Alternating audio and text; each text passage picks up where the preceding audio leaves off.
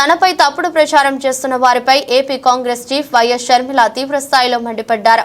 సోమవారం కడపలో షర్మిల మాట్లాడుతూ, నేను 1000 కోట్ల పని అడిగానని నాపై తప్పుడు ప్రచారం చేస్తున్నారు. జగన్ పడేసే కుక్క బిస్కెట్లకు ఆశపడే వాళ్ళే ఇలాంటి మాటలు మాట్లాడుతున్నారు. 1000 ఏంటి 10,000 కోట్ల వర్క్ అడిగానని కూడా చెప్తారు అని అన్నారు.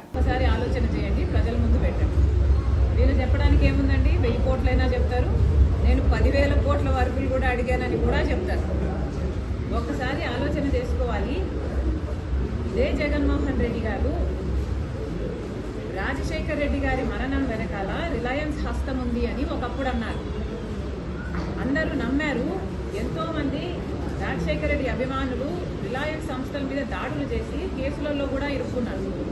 తర్వాత జగన్మోహన్ రెడ్డి గారు వాళ్ళ అవసరం తీరిపోయాక ముఖ్యమంత్రి అయిన తర్వాత అదే రిలయన్స్ సంస్థకి ఎంపీ పదవికి వాళ్ళకి చెందిన మనిషికి ఎంపీ పదవి కూడా ఇచ్చారు. మరి మీరా అండి మాట్లాడేది?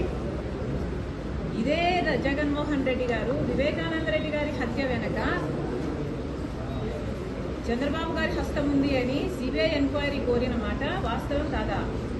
జగన్మోహన్ రెడ్డి గారు ముఖ్యమంత్రి అయిన తర్వాత సిబిఐ ఎంక్వైరీ వద్దు అన్న మాట కూడా వాస్తవం కాదా?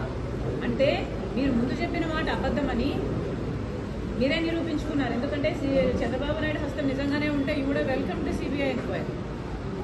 ఇదే జగన్మోహన్ రెడ్డి గారు రాజశేఖర్ రెడ్డి గారి పేరుని ఛార్జ్ షీట్లో కాంగ్రెస్ పార్టీ చేర్చింది అని పదే పదే చెప్పుకుంటూ వచ్చారు. ఈ రోజుకి కూడా చెప్తున్నారు. కానీ వాస్తవం ఏమిటంటే కనీసం సిబిఐ రాజశేఖర రెడ్డి గారి పేరు ఎఫ్ఐఆర్లో కూడా చేర్చకపోతే జగన్మోహన్